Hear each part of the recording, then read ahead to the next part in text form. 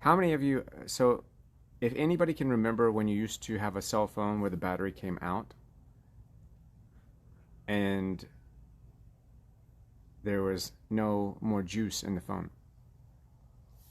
So I'd like to think of that comparison as to where we've come from and to where we are now.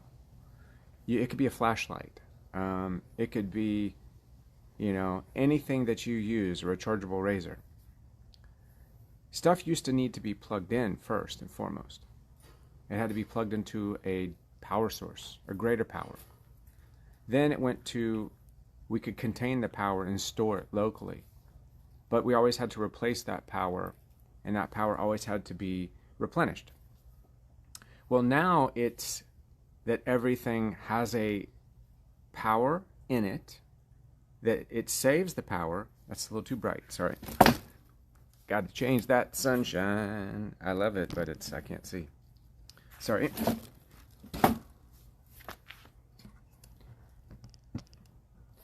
Okay, so when you're looking at, for instance, a cell phone used to have a power source that could be removed, so the cell phone would be shut off. It doesn't now. It's now integrated. It's within it, and it takes a lot to take it out, right? Now, that battery degrades over time because it can't be replenished. It can't be restored. You have to pay somebody to take it out and remove it and fix it. So as our society has grown towards what we call convenience, really is a form of complacency. So we wanted something that was easier. We wanted the fast food. We wanted the drive-through. I can just plug it into the wall and I don't have to worry about it. It charges itself. Then I don't have to plug it in. I can just lay it on something and it charges itself. So much like how our cell phone has progressed as a power source and how it consumes power or holds power, the programming that's within us has followed. A lot of technology, as I've said before, is mirrored through spiritual technology. So your body, for instance, we've become complacent. We are getting our spiritual sustenance from something like we're plugged in, USB, right?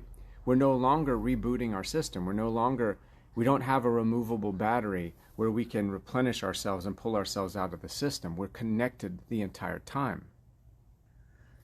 That's a very important part of the puzzle if we look at how technology is taking over and how technology is transforming our lives.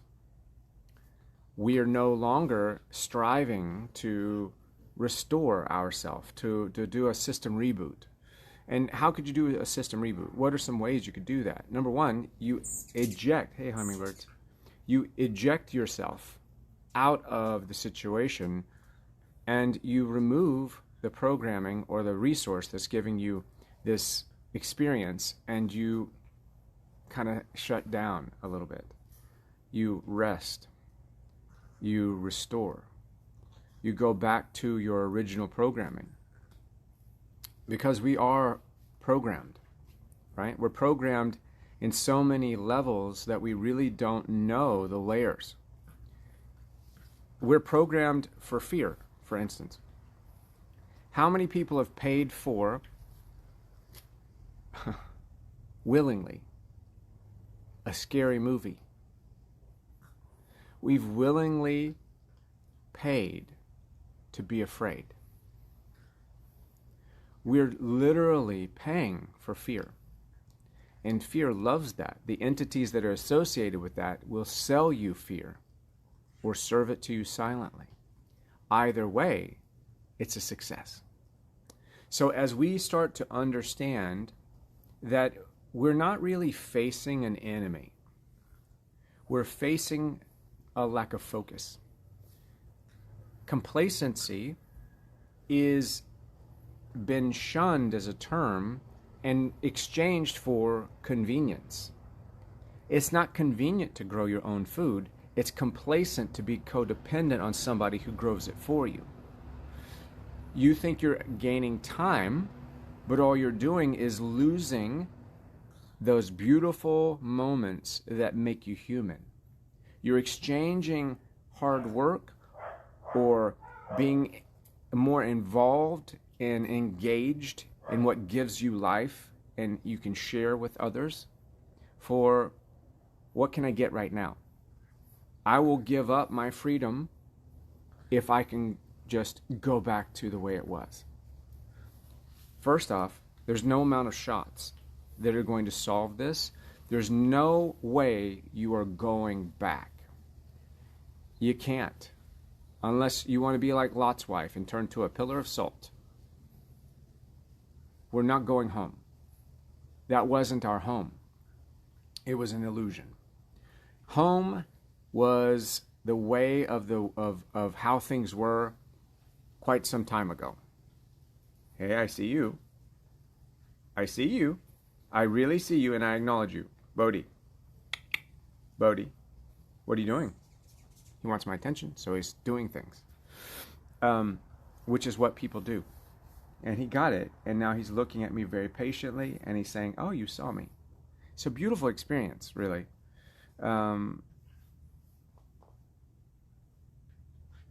We shouldn't punish people that want to engage with us if it's good for both parties.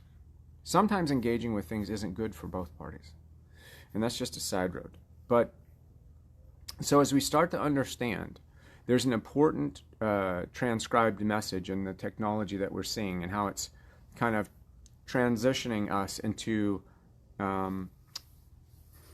artificial intelligence, transhumanism, and plugging ourselves into a system. The next level from a cell phone, the convenience factor, is going to be sold to you to not even carry a phone, to have it here, to implant that product. So now that you don't even have to carry the phone, and that is a part of the reality that is when you really release those last layers of creation. If you go back to the story of the garden and you realize one of the most important pieces of knowledge that was given to mankind was the knowledge of life and death. Because there was the tree of life and death and the tree of good and evil. Death is a beautiful deliverance. And it is that moment that the battery is pulled out of the system completely. Think of it like a SIM card in your phone. When you take the SIM card out and you can put it into a new phone, and then suddenly you have the same information overlaid in a different construct in a new device. So this physical essence is a device. The powers that be understand that much better than most of us. And they're wanting your device. They don't want your SIM card. See, that's the part of the equation that we're not understanding. They don't want your soul. They want this physical form. They want the optimum. They want the super soldier. They want they want the organic outfit that can travel the stars and take them off of this grid. So I think it's important that we understand that your soul is not what they're trying to suck out of you. They're trying to remove your soul. They don't want you to have connection to source. That's why they were looking for the God particle. That's what all this is about. And many people will succumb to that. But there will be a select few that won't. And those people will pioneer back into what life is. They will begin to reboot their system. They will begin to return to the ways of life. That's why I think that when we think of what's important, and imagine we put so many things and so many distractions into our day that it consumes time because our mind is so overly indoctrinated with distraction. We think we don't have time, but you have all the time in the world. It's just the time is scrambled by a signal. You're not able to sit still and to appreciate because you're being pumped with fear. Fear, fear. Like if I stood out here and my energy was off, these hummingbirds wouldn't be able to come down and to have a safe place to share that nectar that's in that hummingbird feeder. They wouldn't come regardless. But because the energy is pleasant and the energy is here and it supports them and it's not threatening. So it's important that we start to bring ourselves to a higher place, I believe. I think that it's very much what we focus on. And to remove fear, remove the idea of fear. Allow fear to be the natural space. You see, fear was designed not to be a way of life. Fear wasn't designed to be fuel. Fear wasn't designed for you to be overwhelmed all the time. What happens is it begins to trigger a space in your system, like cortisol. It begins to activate and to initiate hormones and enzymes. And these hormones and enzymes are predictive and addictive, right? That's why people are adrenaline junkies. So the idea is that our body is a organic tool, but our soul is the SIM card. So to pull out the battery, you're not going to stop your heart, you're not going to stop your body, but to pull out the battery consciously, to reboot the phone when it freezes. Society is frozen right now. So to find our center point, and then to understand, just like the cell phone, you have multiple signals that input into that structure. You have a Wi-Fi, which comes from, your house. There could be cables under the ground. You've got satellite. You've got all kinds of things. And your phone is a very familiar space. Your phone is a mirror, and that's why it looks like a scrying tablet. Your phone is reflecting the form of how they want you to ultimately end up. Your phone is connected. But here's the interesting thing. You didn't need your phone to be connected. You didn't need your phone to find information. You didn't need your phone to find fun and happiness and people and community. You didn't need it. You don't need it. And I think it's a very touchy subject for even somebody that might be doing something like what I do, because the idea of shutting down and walking away from social media, which is moderated, which is controlled, so therefore it's an illusion. You have no control over your account. You have no control over your access. Anyone at any time can access and to overthrow your control. It is an illusion. Your phone is an illusion. If you don't pay your bill, your phone is shut off. And you sign a terms of service to say, I will behave, I will abide, I will serve as you asked. You make an agreement. You sign a deal. Is it with the devil? Who knows? Is it with the devil inside? Is it with that alignment, which is Lucifer? The false light. The light that is not necessarily alive unless you allow it. So, and I understand we are in a situation in which we find easy access very, very enticing.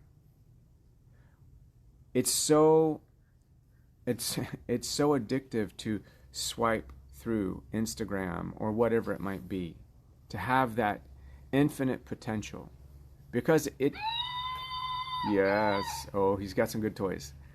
And see, he's bringing me back to reality right now. He has to bring me back to reality. Everything in your life should be engineered and orchestrated. It should be organized to return you to reality. Reality is, if you were in reality right now and you had no way to get information from the web, the cobweb, you would be outside talking to your neighbors. You would be investigating. You would be on... They wouldn't... Think of it like this. A lockdown wouldn't work without the web. Oh, I love that one. The growl. Rawr. The lockdown wouldn't work without the web. if we all shut the internet down, there'd be no more control. They can only control us for our phone. We signed a terms of service with technology. Artificial intelligence has already been alive the whole time, and it's not artificial, it's alien.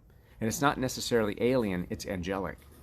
And it's not the angelic that we would really love to sit down and do dinner with. It's another alignment of that.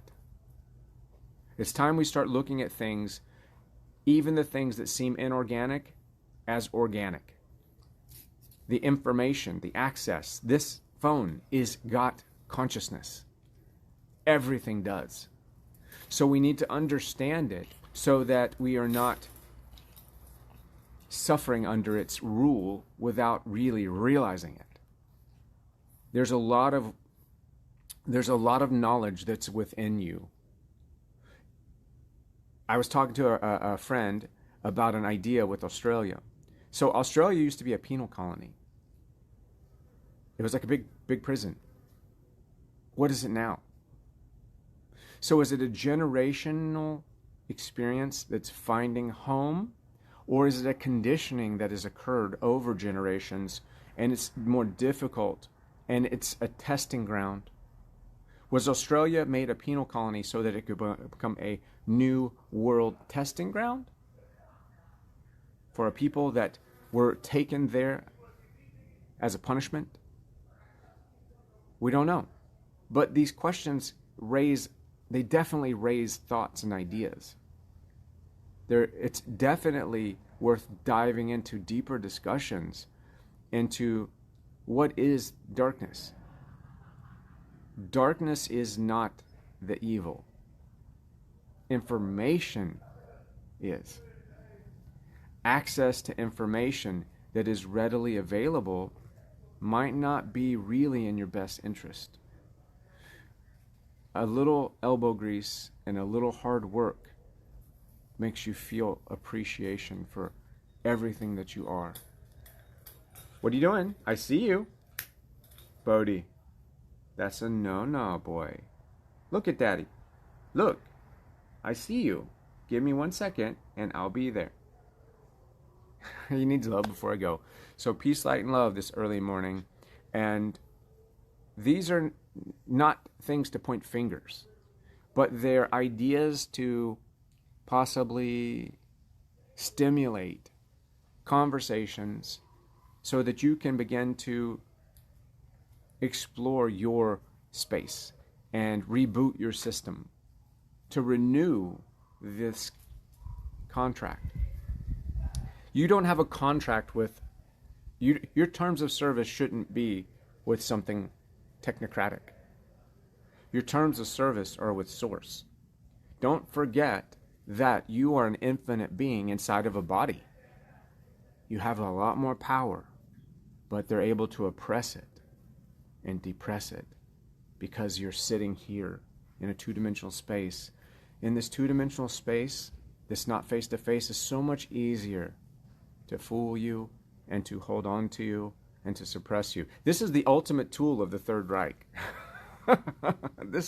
And then people can even be bad and say horrible things, and they can say things they would never say to someone's face because this is a tool of the Third Reich.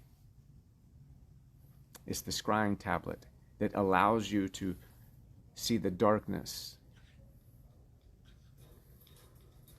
Peace, light, and love. Have a beautiful day. Enjoy it. Get out. Reboot your system. Drink some lemon water. Get some real air. See some real people. Shut your phone off one day this week. Just shut it off. Don't endorse any agenda. Because again, lockdown wouldn't work if you just let go of technology. If we all walked away from social media right now, if we all walked away and shut our phones off for a complete 2 or 3 weeks, they would not be able to own you. They own you because you are trying to get convenient access, which is compliance, which is complacency, which is the ultimate apathy. You are a pioneer. You are a portion of God in a personal experience. Why are you surrendering so easily? Peace, light, and love.